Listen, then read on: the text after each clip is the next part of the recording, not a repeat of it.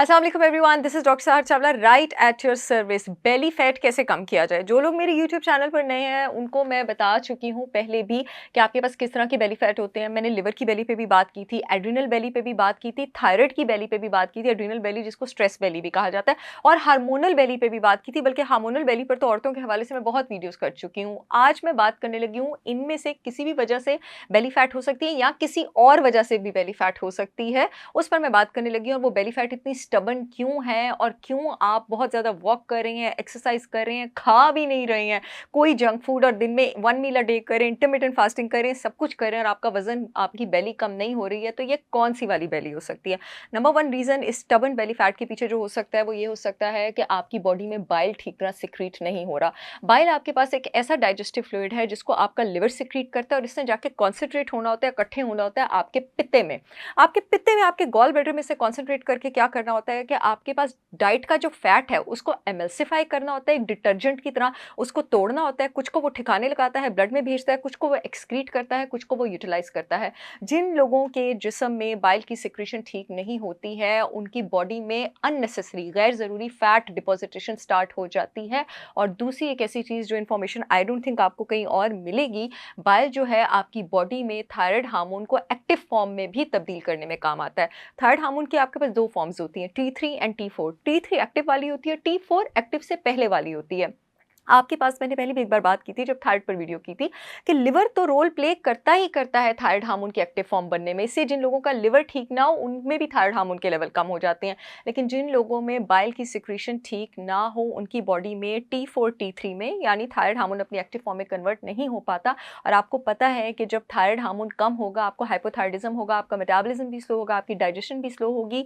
आप चाहे कम भी खाएंगे आपको वो ज़्यादा लगेगा, body overall lower tempered mode में होगी और आप वेट पुट ऑन करते जाएंगे।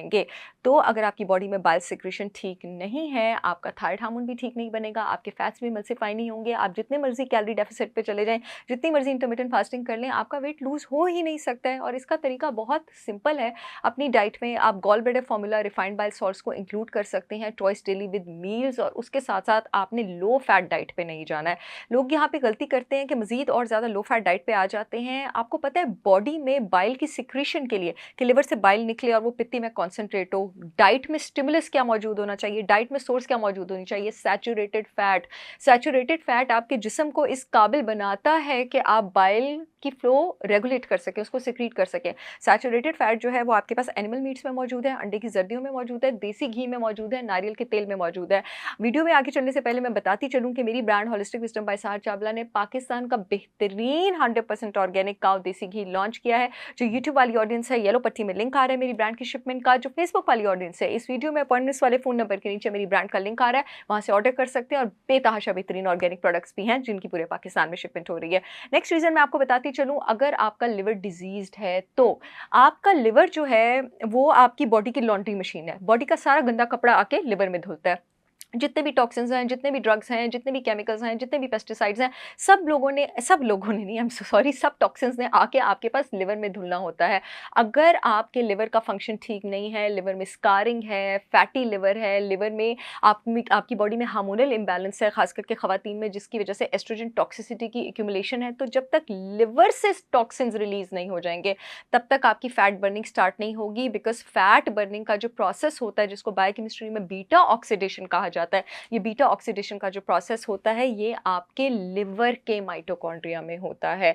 अगर आपके लिवर में टॉक्सिन्स हैं तो लिवर भी ठीक काम नहीं करेगा और लिवर का माइटोकॉन्ड्रिया भी ठीक काम नहीं करेगा। माइटोकॉन्ड्रिया के अंदर ही बीटा ऑक्सीडेशन होती है, तो आप फैट कैसे बर्न करेंगे? ऑफ कोर्स आप फैट नहीं बर्न कर सकते। तीसरी जिस चीज़ की मैं बात करने लगी हूँ इस वीडियो में, इसके पीछे और भी बहुत सारी रीजन है, उस पर हम आगे बात करते रहेंगे। That is chronically increased chronic periods of increase stress. जब आप बहुत ज़्यादा अरसा किसी मेडिकल स्ट्रेस में रहते हैं या इमोशनल स्ट्रेस में रहते हैं, फिजिकल स्ट्रेस में रहते हैं, तो आपके एड्रिनल ग्लैंड्स हाइपर सिक्रीशन करते हैं कॉर्टिसोल, स्ट्रेस हार्मोन की। कॉर्टिसोल का काम होता है कि वो आपके पास बॉडी में फैट को एक्यूमुलेट करता है ताकि जिस वक्त फाइट और फ्लाइट सिचुएशन में जिस्म को ज़रूरत पड़े वो उस फैट को रिलीज करे। अगर कॉर्टिसोल की हाइपर सिक्रीशन हो तो ये फैट एक्यूमुलेशन भी ज़रूरत से ज़्यादा होती है। और इसकी फेवरेट जगह क्या है डिपॉजिट होने की? इसकी फेवरेट जगह आपका पेट का टायर है या आपके पेट के टायर के ऊपर जो है वो डिपॉजिट होती है। सो इससे मैं लोगों को कहती हूँ कि चाहे आप जितनी भी हेल्दी ईटिंग कर लें, जितनी भी आप वॉक और एक्सरसाइज कर लें, लेकिन अगर आप रात के 11 बजे के बाद जागेंगे, क्योंकि अगर आप रात के 11 बजे के बाद जागें, कॉर्टिसोल हाइपर सिक्रीशन में चला जाता है। आपका पेट कभी अंदर नहीं हो सकता, बिकॉज़ एक रात 11 बजे के बाद देर तक जागने से 33 टू 53% सिक्रीशन इंक्रीज़ होती है आपकी बॉडी में कॉर्टिसोल, जो कि इनडायरेक्टली फैट डिपॉज़िटेशन हार्मोन है उसकी। आई होप ये वीडियो आप लोगों को बहुत काम आएगी। I will see you all again with yet another information video. तब तक के लिए अल्लाह हाफ़िज़।